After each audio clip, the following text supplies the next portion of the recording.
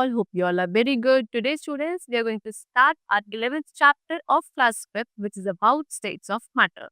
So, student, we have discussed in the previous classes also about the matter. कि matter क्या है? Anything around us which has space and which occupies, which has mass and which occupies space. कोई भी ऐसी चीज आपकी चारों तरफ जो क्या है, जिसमें कुछ मास है, जो स्पेस ऑक्यूपाई करती है, उसको हम मैटर बोलते हैं. दैट मीन्स ऑलमोस्ट एवरीथिंग, चाहे वो लिविंग है चाहे नॉन लिविंग है, सभी चीजें क्या है, मैटर. ठीक है. अब ये मैटर की डिफरेंट स्टेट्स होती हैं. Number 1 solid, second is liquid and third is gaseous state. इन्हीं के बारे में आज हमें एक डिटेल डिस्क्रिप्शन डिस्कस करना. ठीक है, चलो. So let's begin our chapter. See, there are a lot of things all around us. They can be natural or man-made, living or non-living, same or different. All these things are made of matter. So, same चीज की बहुत सारी चीजें हमारे around होती हैं. Natural, man-made, living, non-living, same, different, सभी चीज क्या है, मैटर है. ठीक है. सो मैटर इज एनीथिंग, कोई भी ऐसी चीज जिसका मास होता है, यानी कि वेट, और वो स्पेस ऑक्यूपाई करेगी, तो वो मैटर होती है. Matter is all around us and everything is made up of matter. All matter is made up of tiny indivisible particle called atoms. तो मैटर हमारे चारों तरफ होता है. ठीक है. हर एक चीज किसकी बनी है, मैटर की बनी है. और उसके बाद अगर हम मैटर की बात करें तो मैटर भी छोटे छोटे पार्टिकल से बना है, इनडिविजिबल पार्टिकल से, जिनको हम क्या बोलते हैं, एटम्स बोलते हैं. अब ये एटम्स आइडेंटिकल यानी कि सिमिलर भी हो सकते हैं, डिफरेंट भी हो सकते हैं. मैटर की 3 फॉर्म से पेज होती है. Number 1 solid, second is liquid, third is gaseous. Okay, चलो. Now we have to discuss these states of matter. So atoms of any matter are arranged in a particular manner. Atoms join together and form molecules. These arrangement of atoms in an object or a thing determines the state of matter. Matter is formed in 3 states: solid, liquid and gaseous. So किसी भी matter के जो atoms है, मैंने आपको बताया हर एक चीज मैटर है. मैटर भी क्या है, छोटे छोटे इंडिविजिबल पार्टिकल्स यानी कि एटम से मिलकर बना है. तो किसी भी मैटर के अंदर ये जो एटम्स हैं वो किस पर्टिकुलर अरेंजमेंट में, पैटर्न में अंदर अरेंज होते हैं, जॉइन होते हैं, वो डिसाइड करेगा कि उस पर्टिकुलर ऑब्जेक्ट की स्टेट कैसी होगी. ठीक है, चलो. सो ये एटम्स जॉइन होकर क्या बनाते हैं, मॉलिक्यूल्स बनाते हैं. और इन एटम्स का अरेंजमेंट एक ऑब्जेक्ट के अंदर या किसी चीज के अंदर डिसाइड करता है कि उस मैटर की स्टेट क्या. ठीक है. सबसे पहले है सॉलिड स्टेट. सॉलिड होता है डेंस मैटर, यानी कि सॉलिड्स में जो मॉलिक्यूल्स होते हैं बहुत ही क्लोजली, बहुत ही टाइटली पैक्ड होते हैं. फोर्स ऑफ अट्रैक्शन जो होता है आपके सॉलिड के मॉलिक्यूल्स के बीच में, वो काफी स्ट्रांग होता है, जिसकी वजह से क्या आपके सॉलिड के जो एटम्स हैं वो फ्रीली अंदर मूव नहीं कर पाते. बहुत ही ना के बराबर, least intermolecular space is present inside the atoms of the solid. Intermolecular space is a space which lies between the molecules. यानी कि क्या अभी मैंने बताया एटम्स ज्वाइन होकर मॉलिक्यूल्स बनाते हैं. जो आपका सॉलिड है, सॉलिड क्या है, मैटर की एक स्टेट है.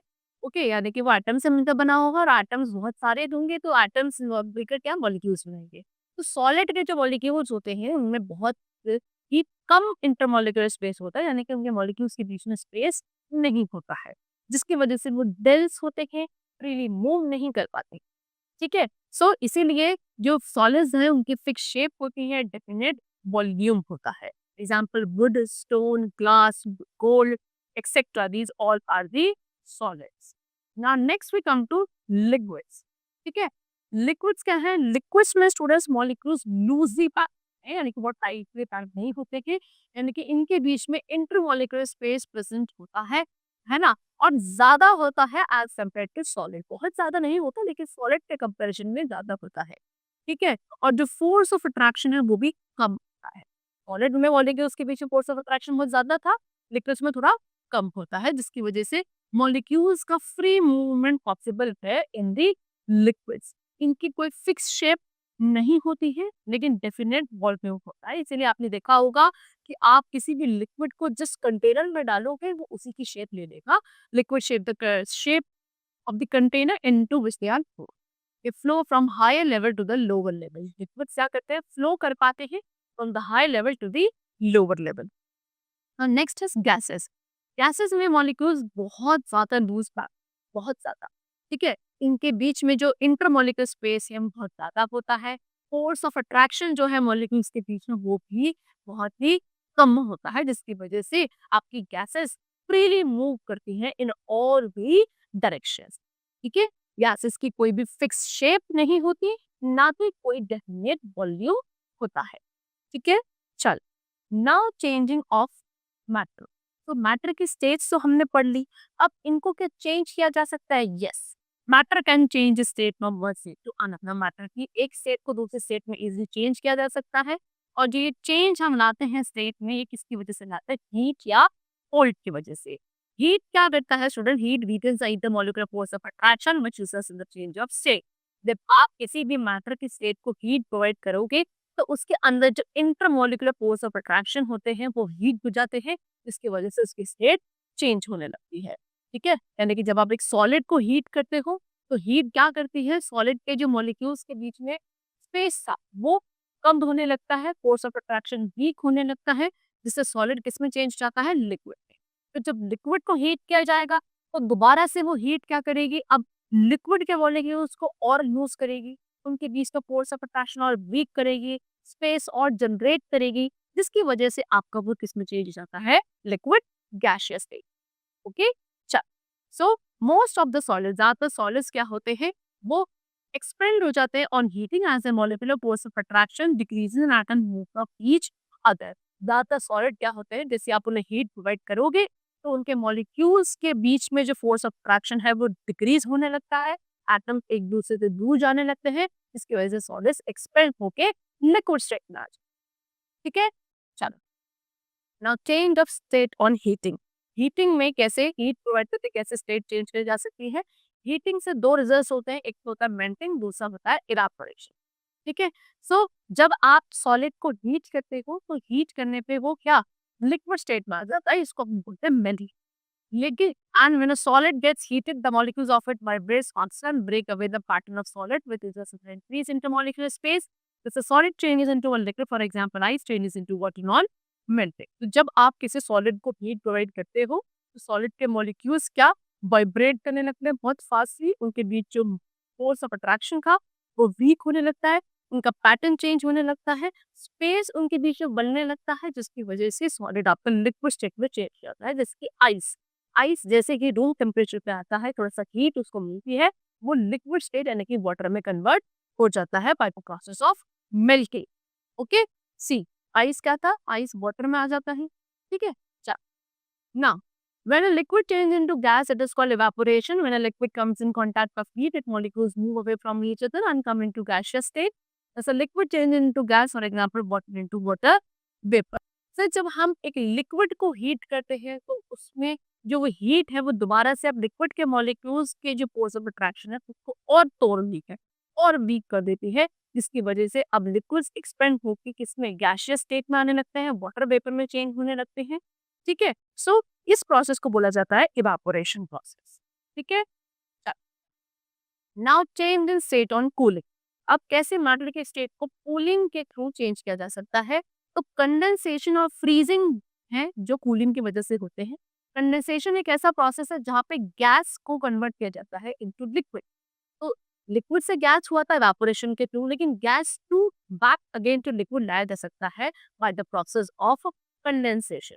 ठीक है? Which is caused on cooling, ठंडे होने पे, यानी कि जब गैस कूल हो जाती है, तो जो मॉलिक्यूल्स है गैस के वो अपना दोबारा से वापस आने लगता है, क्लोज आने लगता है एक दूसरे के, और जैसे क्लोज आते हैं तो इंटरमॉलिक्यूलर स्पेस उसका डिक्रीज हो गया, और डिक्रीज होने की वजह से गैस दोबारा चेंज हो जाती है इसमें लिक्विड स्टेट। ठीक है? चलो, फिर to change a liquid into a solid on cooling is known as freezing. अब आप फिर अब एक लिक्विड को और कोल्ड टेम्परेचर प्रोवाइड करोगे, तो वो क्या होने लगेंगे, उसके मॉलिक्यूल्स और पास आएंगे, इंटरमॉलिक्यूलर स्पेस और कम हो जाएगा, और धीरे धीरे वो क्या सॉलिड स्टेट में आ जाता है, जिसको हम फ्रीजिंग प्रोसेस बोलते हैं। ठीक है? सो जब एक liquid, when a liquid gets cooled, its molecule comes so close that they become solid. Example, water changes into solid on freezing. जैसे कि आप वाटर को क्या फ्रीजिंग यानी कि फ्रीजर में रखते हो, तो वो कुछ टाइम बाद आइस के उसमें कन्वर्ट हो जाता है। Ice is the solid form of water, जो किसकी वजह से होता है? फ्रीजिंग प्रोसेस की वजह से होता है। ठीक है? चलो,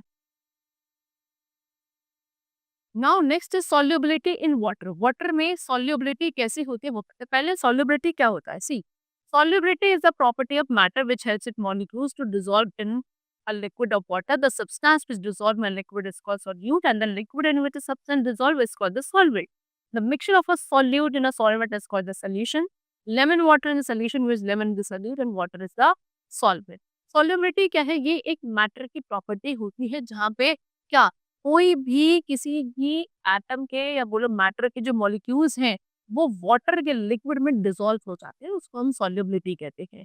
जिस सब्सटेंस को हम लिक्विड के अंदर डिसॉल्व करते हैं उसको सॉल्यूट बोलते हैं, और जिस लिक्विड या बोलो जिस वाटर में सॉल्यूट को डिसॉल्व किया जाता है उसको सॉल्वेंट कहते हैं।